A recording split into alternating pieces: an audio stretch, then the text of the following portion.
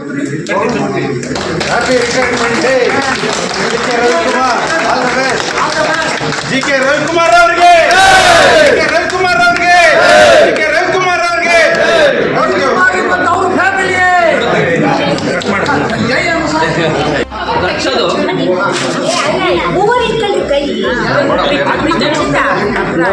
ನೋಡಪ್ಪ ಸದಸ್ಯ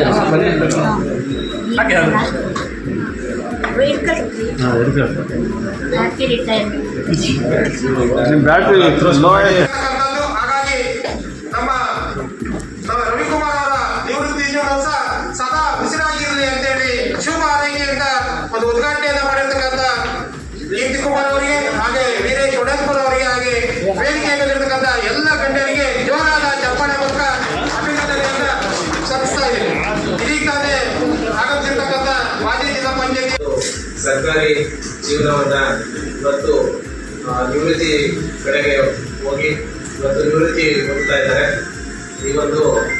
ಈ ಸಂದರ್ಭದಲ್ಲಿ ಒಂದು ಸರ್ಕಾರಿ ನೌಕರ ವರ್ಗದಲ್ಲಿ ಒಂದು ಮಾತಿದೆ, ಏನು ಅಂತಂದ್ರೆ ನಿವೃತ್ತಿ ಹೊಂದೋದು 60ನೇ ವರ್ಷಕ್ಕೆ ಅಥವಾ 55 ಮುಂಚೆ ಇತ್ತು. ಈಗ 60ನೇ ವರ್ಷಕ್ಕೆ ನಾವೆಲ್ಲ ಸರ್ಕಾರಿ ನೌಕರು ನಿವೃತ್ತಿ ಹೊಂದುತ್ತಾರೆ.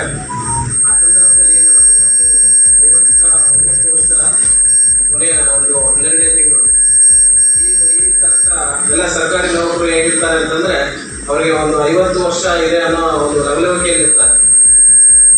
ಕಳೆದು ಯಾವಾಗ ಅವರು 60 ವರ್ಷ ತುಂಬುತ್ತೆ, 60 ವರ್ಷದ ಕೇವಲ 1 ತಿಂಗಳಿಗೆ ಅವರ ವಯಸ್ಸು 70 ವರ್ಷ ದಾಟುತ್ತಾರೆ. ಅರ್ಥ ಏನು ಅಂತಂದ್ರೆ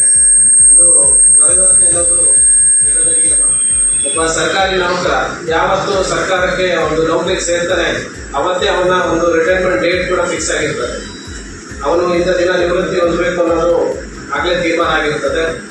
ಪ್ರತಿಯೊಬ್ಬ ಸರ್ಕಾರ ನೌಕರರು ಕೂಡ ನಿವೃತ್ತಿ ಆಗಲೇಬೇಕಾಗುವಂಥದ್ದು ಒಂದು ಕಾನೂನುಬದ್ಧವಾಗಿರ್ತದೆ.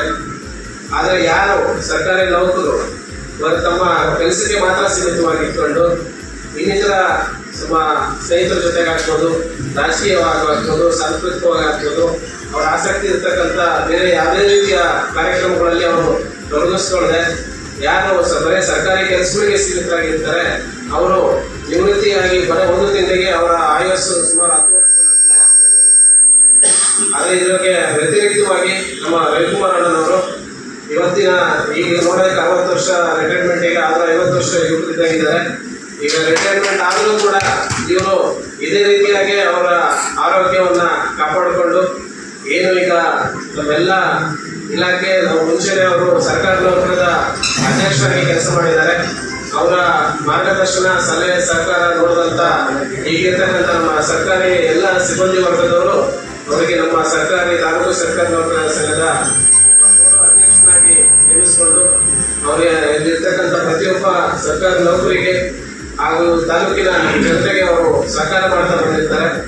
ಈ ಸಹಕಾರ ಅವರ ಮಾರ್ಗದರ್ಶನ ಸಲಹೆ ಸಹಕಾರ ವೈಯಕ್ತಿಕವಾಗಿ ಹಾಗೂ ತಾಲೂಕಿನ ಎಲ್ಲ ಸಿಬ್ಬಂದಿ ವರ್ಗದವರ ಮೇಲೆ ಇರಲಿ.